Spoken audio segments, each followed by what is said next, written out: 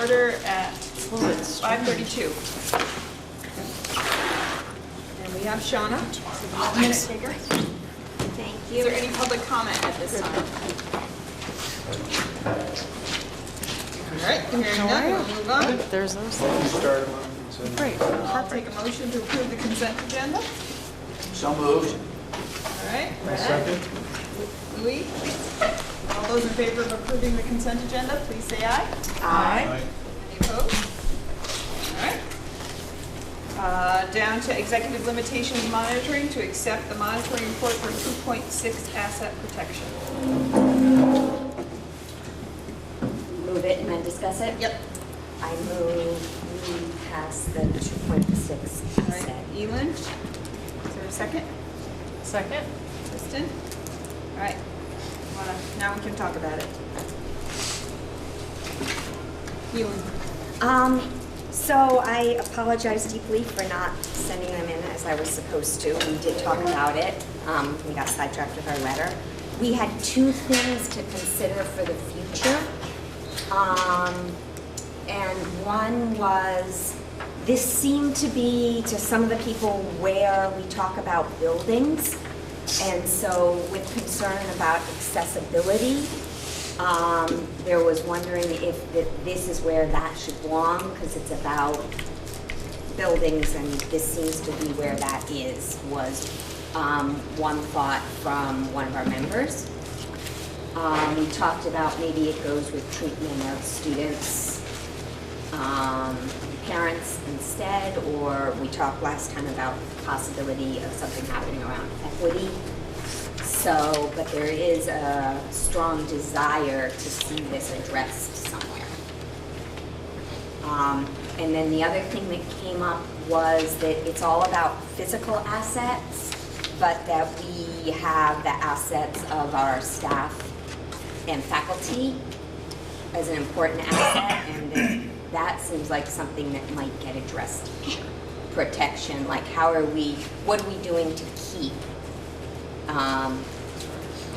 staff and faculty, staff and teachers happy, and happier to keep them here,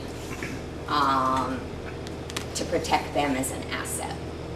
So those are suggestions for possible inclusion in the future in that last question. Did you guys have an idea about which section of the policy either of those would fit? So where my head's going is, would they fit into a section of policy that currently exists, or would that require a policy language change to create the space to talk about that within the policy? Maybe. I thought more about the staff as an asset, and that seems to be a policy language change. This is very clearly talking about physical assets and monetary assets, but if we think about the assets that we have, that seems one of our largest assets, and it isn't addressed at all. And that seems to me a policy language issue. And I don't think that the accessibility fits cleanly in anywhere either. So to me, those are language changes. I'm not sure which policy they belong to, but they were brought up under this policy.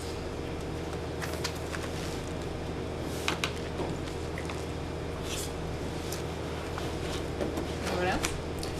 Brad? Where are the appendices? Are they not included in the scheme? Apparently not.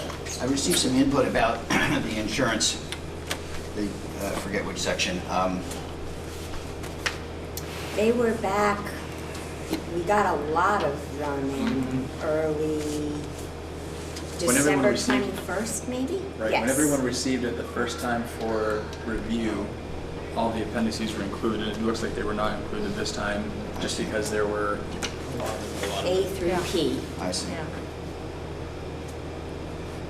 If I were to go to Appendix A about the insurance coverage, what would I see in terms of VSBITs? How does one district calculate their replacement value? I mean, you seem to be suggesting that these are very common denominators. They're difficult to determine what average is, and all that. But districts are different, obviously, and the requirement is to maintain 80% replacement value. So you must undergo some individual, or you must have some self-assessment of what our values are. Yeah, I kind of, Howard, go a little deeper into that. I don't know what the process is for determining value replacement costs and all that stuff. Visbit hires companies to come out and check on valuations about every 2 years. I thought they would be out this year, but they haven't been out. A little over 2 years ago, they were here in the late fall, and they go through that process, and they send an evaluation to Visbit. So the last company that was hired to do it came from Chicago, and they did that evaluation. But Visbit doesn't know our policy states 80%, or maybe they do, but I mean, are we insured for 100% or? Yeah, I know. I'd have to look back. So the part of the challenge with any of these appendices is the actual insurance policy is this thick, and that's one appendix. And so it feels like that would be overkill to submit as a piece of evidence. And then in 2.6 alone, there would be a few different appendices that would be that thick each. And so trying to figure out what's sufficient information to present, and usually it's so in this case a snippet of a policy or something that indicates that we either are or are not in compliance. And so in the case of the language that indicates that we should have greater than the average coverage, well, the way it works with Visbit and the pool of coverages is pretty much all the same, so it's hard to be in compliance with that as long as we stay with Visbit. It looked like the above average requirement was for the liability of board members. There are almost sort of two things there. There's the 80% replacement value of physical assets, and then there's the liability of, errors and omissions or what have you for board members that has to be above average. I guess, Patrick, what I'm getting at is, to what degree are we kind of shoehorned into some sort of a group policy that might not, and how would we know? And how would we know if we're not meeting those values? And again, so Howard can dig a little deeper, but as I understand it, in subscribing to Visbit, there's a degree of coverage, and we contribute to a pool with lots and lots of other schools, and those schools have essentially the same kind of coverage. Again, their values may be greater in terms of the percent, in terms of what has to be covered, but the percent coverage isn't necessarily different. And to the extent that we want to be able to meet the language of the policy that's written, it could feasibly mean that we'd have to move away from Visbit to something else to be able to get the coverages that are indicated in policy. Yeah. Howard, I don't know if you have anything you want to add to that from our conversations. But. I mean, there's different pieces that are bid out by different insurance companies. So there's a whole loop of insurance companies that cover a certain type of risk. So it's not just one insurance company. So the Hartford is one, and there's other ones involved. So those cover. They're all based on what they feel is proper coverage. So they put it in a pool, and they send it out, they bid on it, and then we get billed according to what our need is. So if our values are higher than other for asset protections, then we're going to have to pay more depending on the asset. So that's going to be adjusted. But as far as board coverage for any theft or anything, anybody who works in this district is fully covered. So, there's not a problem. I don't know how much more. It says it's replacement cost valuation is what it says in here. It's just you're subtracting the deductible, which could take it to 80%. I guess it depends how expensive it is, because the deductibles are set now on a percentage. I mean, what are your thoughts to achieve compliance, I guess? I mean, you could say a policy language change for the bid about average. Is that it? I mean... Yeah. I've been pretty happy, and I don't have any history of not being happy with our coverages through Visbit. And we'd either have to explore what kind of flexibility within Visbit do we have. My assumption is not a lot. Or change the policy to match what we actually have, that is typical coverage. Or perhaps go outside of Visbit, keep the policy language the same to get it to compliance. Those are really the only three options. There's very few schools that are outside Visbit, but there are schools that are outside Visbit. Right. I think Champlain Valley is outside of it. I don't think we're in Visbit. Right. But it's a pretty small handful of schools that are not covered by VSBIT. Louis? I mean, it does seem like, so they're covering more than 80 or 90% of the schools in the state. If we're meeting their standards, to me at least, that would seem sufficient. As long as there aren't glaring differences of the verbiage of what they're saying they cover. And that was effectively my take on it, was that to me seems like the way to go, is obviously we want to be in compliance with the language, and we either change the language or change our behavior. And I feel like in this case, we're getting appropriate coverage through VSBIT, so rather than change what we feel like is appropriate coverage, change the language so that our appropriate coverage actually comes into compliance. I think so. One or the other. And I think if you, again, assuming there's not a ton of flexibility within VSBIT, to branch out of VSBIT, we're in relatively uncharted waters, and what we get for rates and coverages becomes unknown at that point.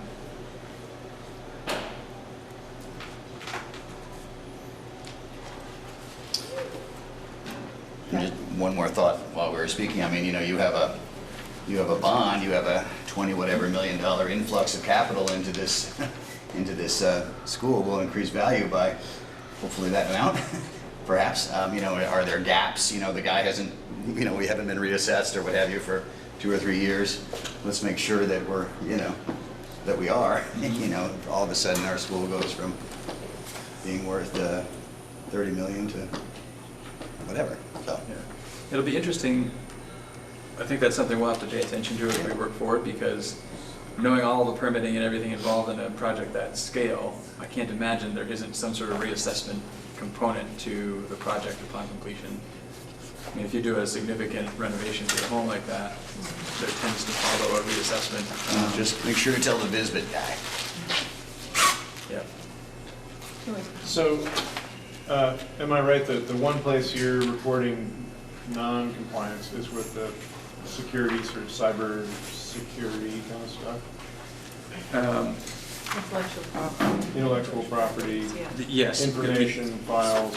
Exactly. Protection of intellectual. We- It's pretty specific to the intellectual property. Do you think?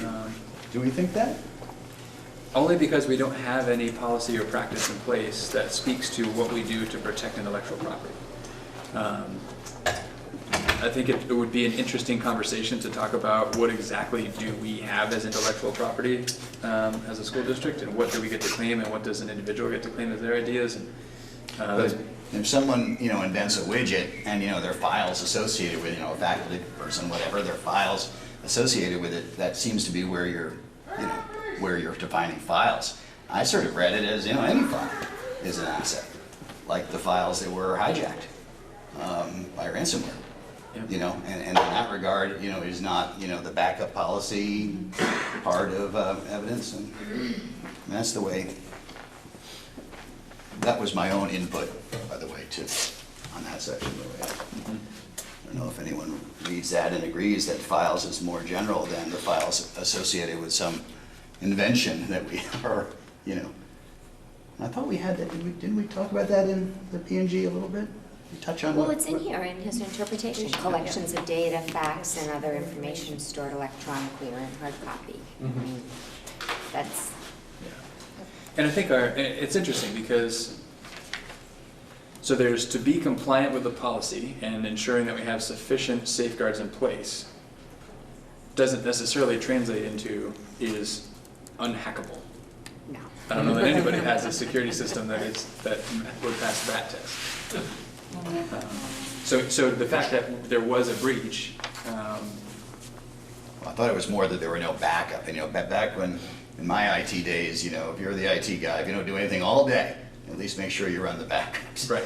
That's that was kind of the maxim of, so we must have a backup procedure. so you're talking about a couple of years ago, I think so. something that happened. Yes. Okay, so Yes. all right. Yeah. Yes. Yes. There was a different little breach that we had not too long ago, Oh. like last year, that I thought you were talking about. Oh. You're talking about something that predates me. Yeah, there was file loss, Okay. and there was no backup. Bitcoin ransom. Okay. So anyway, my question was, wouldn't the backup procedure be evidence? Yeah, that would make sense. I mean, that's part of safeguarding, I would say, yeah. And we have one. We have one. I don't know if it's codified, but you know, since that incident, I understand that we've tightened up. Yeah, I haven't asked the question specifically, do we have a backup system for our files? But like you, I can't imagine that we don't. So that's something I can follow up on. Yeah, I mean, private sector, you've got, you know, off-site tapes, you know, the people, they come in with a secure thing and rotate them and the whole works. Mhm.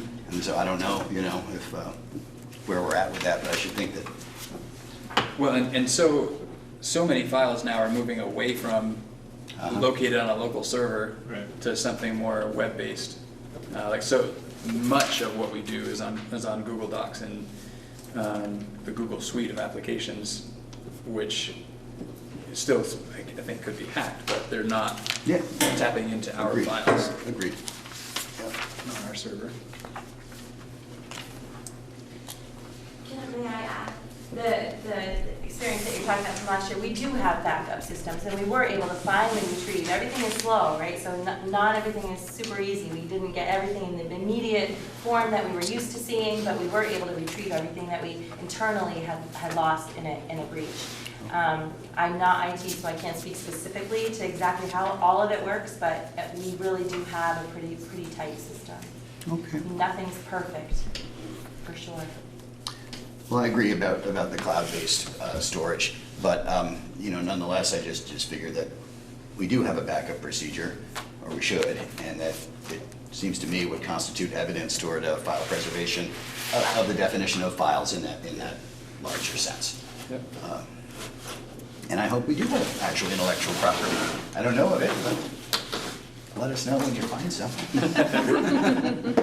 We're creating it right now. And to your point earlier, Louis, you had mentioned that the only place I'd reported noncompliance was in that section 6 that speaks to the intellectual property. But actually, in section 1, I also indicate noncompliance, which is the one that talks about in an amount greater than the average for comparable organizations.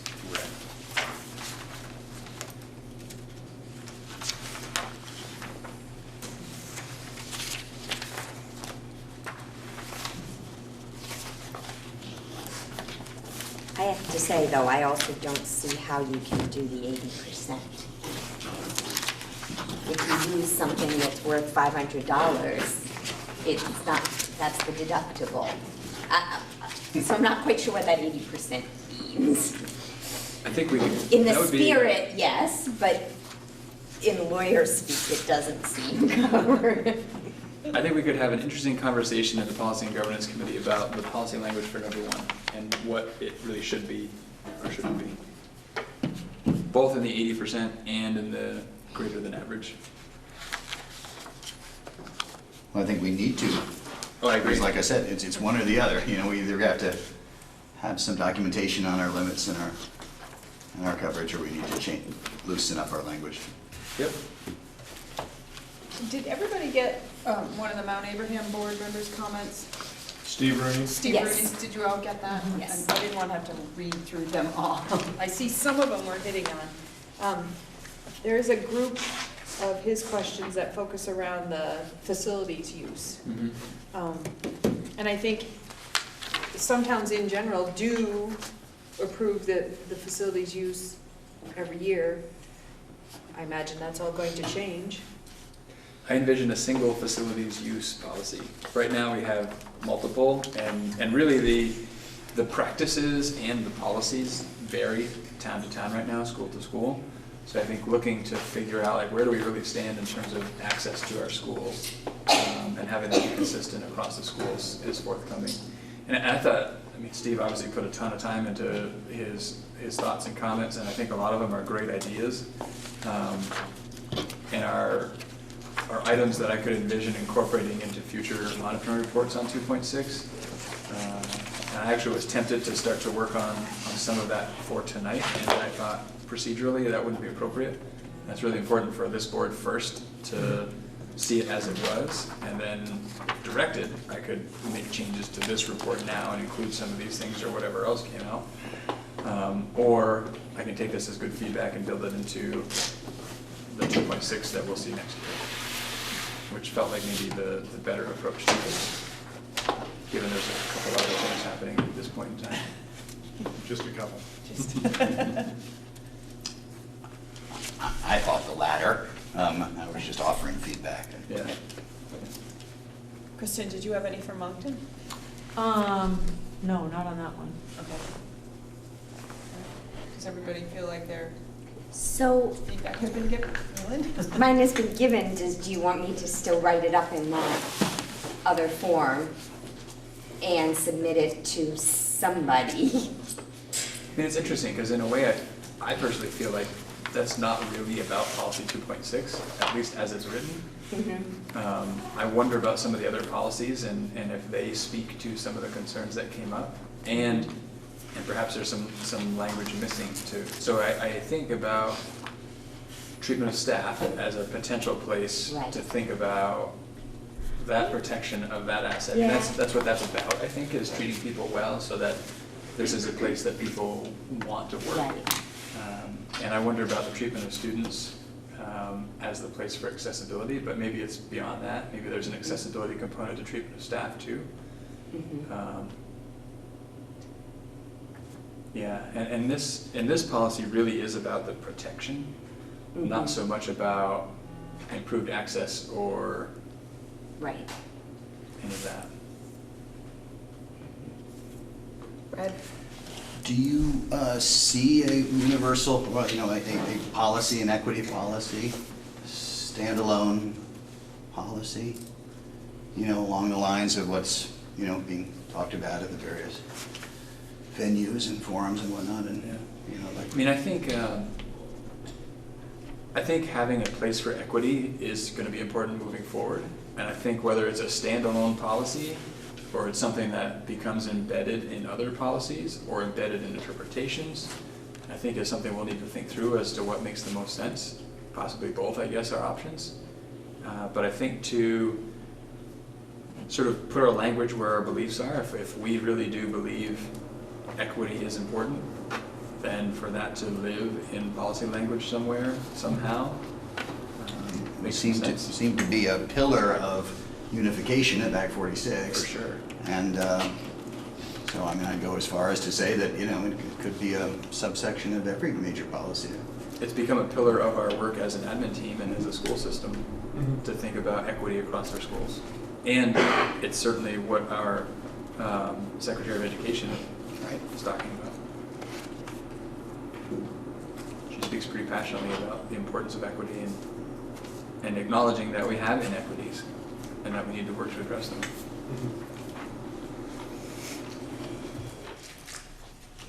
Is everybody pretty set on this being feedback and not direction? Everybody good? I am. Okay. All right. Well, then if you're done, so if all those in favor of accepting the monitoring report for 2.6 asset protection, please say aye. Aye. Any opposed? Any abstentions? Good job on it, too, Patrick. A lot of detail. Never had quite that level. And there's a whole lot more where that came from. So we can work to get the detail dialed in as to what's appropriate. Because I know it was still very thick and maybe it's still too much, but. All right, moving down to board management and governance. Action item to accept the monitoring report for 3.1 unity of control.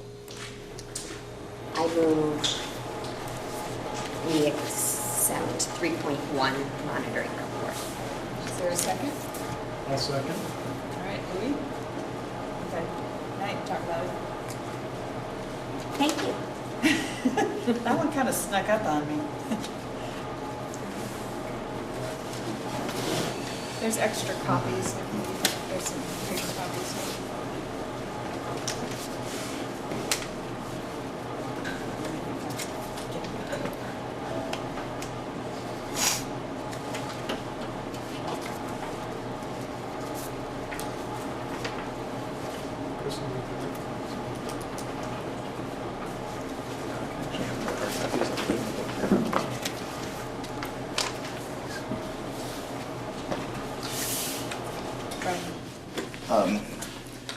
did you interview Patrick, you know, to ascertain whether, you know, it is indeed true that these back channel, you know, these excessive directions not coming from the board have not occurred? I did not, but in the past, Patrick has been very upfront to come to me when it's happening, so I'm relying on his past practice that if he did it before, if there was a problem again, he would certainly let me know. You do it again. Exactly. You can attest to the claims that you have not received undue direction from individual board members in violation of policy. I would just say when they have occurred, often they're attempts to mediate unruly citizenry, which we have plenty of. In Starksboro with the whole energy, you know, investments in the building, and people feeling very passionate about energy efficiency and sustainability. But yeah, that's, you've got to have your flak jacket on. Oh, yeah. And I actually have, it's not a flak jacket, it's a bulletproof vest, pretty close. So if anyone ever needs to borrow that, it's up for borrowing. As long as you're not hesitant to report to Don, because I mean, it can be a thin line sometimes. I mean, we know that. It's one of the more awkward parts of policy governance too, is that part of my job is to inform you, and sometimes by you, that's either the board chair or whomever that are in violation, or somebody's in violation of policy governance, so.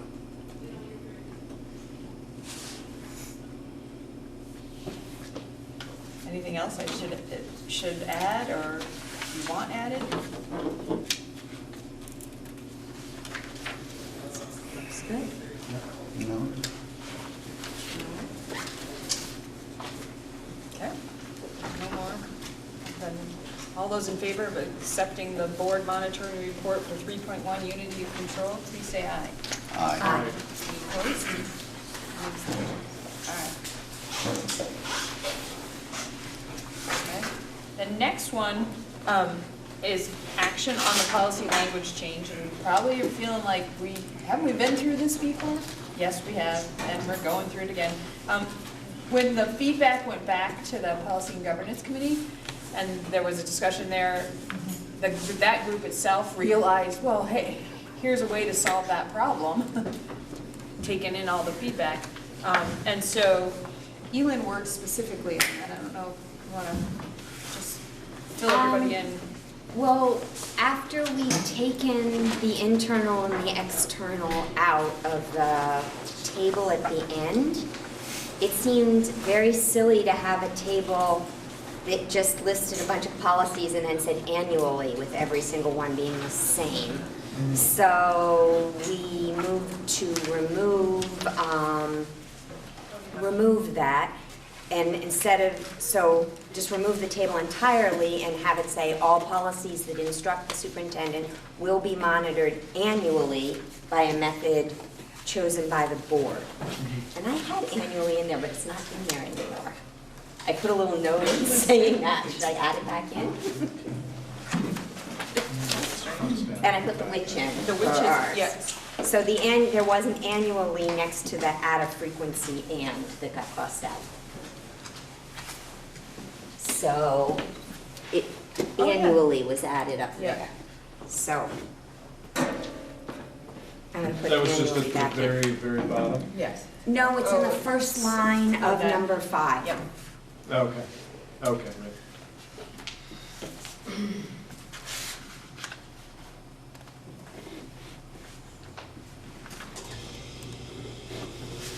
And all those would still be done. It's just not going to be listed out like that. Right. Right.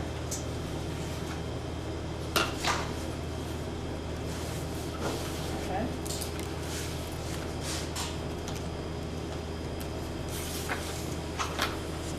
Any questions? Do you need a motion I do. to accept? I'll make that motion to accept the suggested changes. For a second? Second? All right.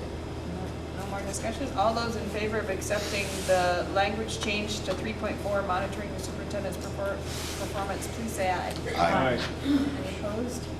Abstention. Okay. All right. Next item is to accept the monitoring report for 3.4, monitoring the superintendent's performance. And that was sent under separate cover.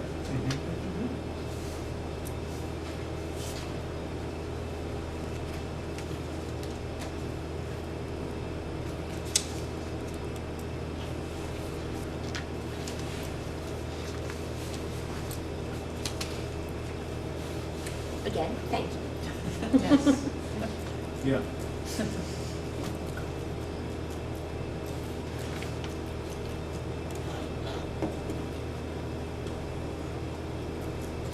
And nice to see that we move forward on some of them.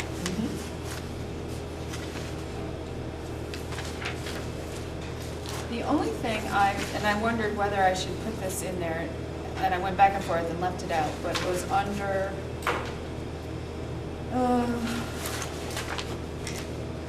item 4, about using the process of, reasonableness and filling out the feedback.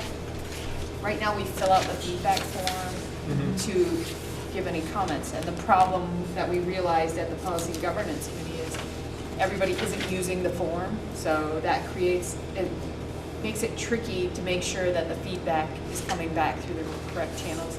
Like some boards put it in their minutes, other boards use the form, and when Karen's going back to gather our information, she's looking for the form, and really, I can't imagine her reading through 6 sets of minutes trying to pull out everybody's feedback, wherever it is, kind of thing.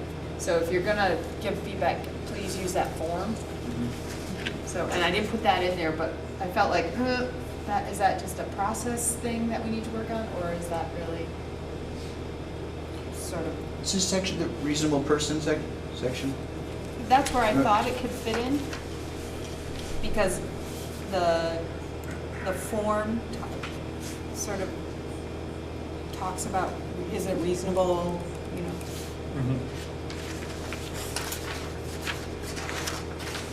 And since we have that process set up, we fill out that form as a board kind of thing with our comments. So that's where I went back and forth about putting it in, but ended up not putting it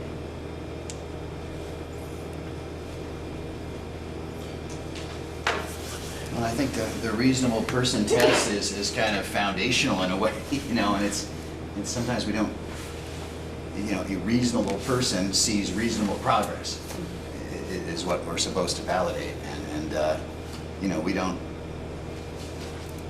don't think we talk about reasonable people too many places other than that. Other than that rubrics or whatever, that form. That form. Yeah. It's an important distinction. It seems, because it's not an expert opinion. It's not what necessarily what a well-informed board member might think. It's a reasonable person ascertaining reasonable progress. It's always seemed a very obscure, kind of a It's purposely. quaint or odd construction. Assumes that we can find a reasonable person. As far as though putting a comment in, it seems the form is larger to me than that question. So I would put it, if you feel the need to put it in, I would put it in the beginning, because that's more general. And with number 1? With number, I don't even think that's number 1, that's before number 1, in the kind of Preamble, preamble interpretation, Okay. part. bullets. Oh, yeah. Yes. It could go in the bullets.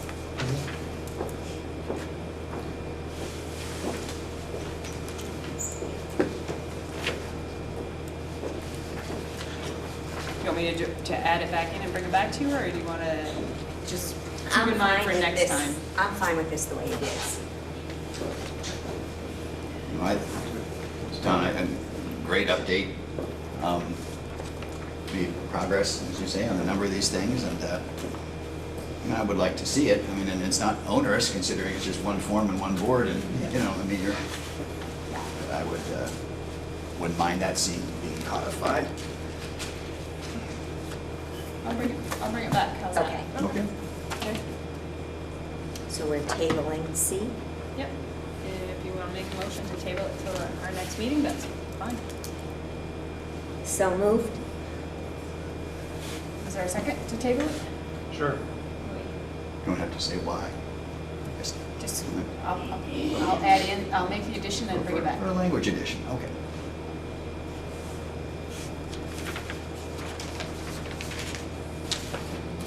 All those in favor of tabling it till the next meeting, please say aye. Aye.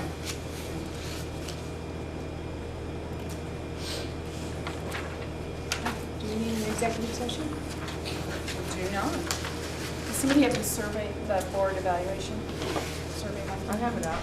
You have it up? Would you like to run through it? Date of meeting, what is it, 123?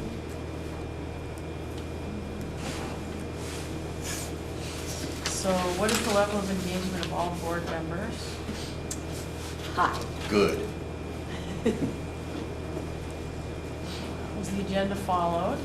Precisely. Yes. Was the agenda linked to the board's annual work plan? Very much. Yes. There was sufficient board time spent on community linkage? Not Not applicable. applicable. There was sufficient board time spent on ends discussion? A little bit. Sufficient to the agenda. Sufficient. Sufficient. There was sufficient board time spent on executive limitations? Yes. The consent agenda was used appropriately? Quite. Yes. What went well with the meeting? We're on time. We're on time. Yeah. Concise, succinct, thoughtful. What concerns do you have with the meeting? Any concerns? The feedback forms continue to be a problem. Timeliness for feedback forms.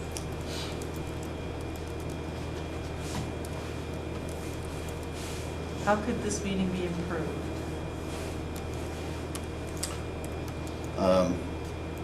Those appendices could have been attached to that final. Sometimes we have a little. What number was that, 2.4? 6. Oh,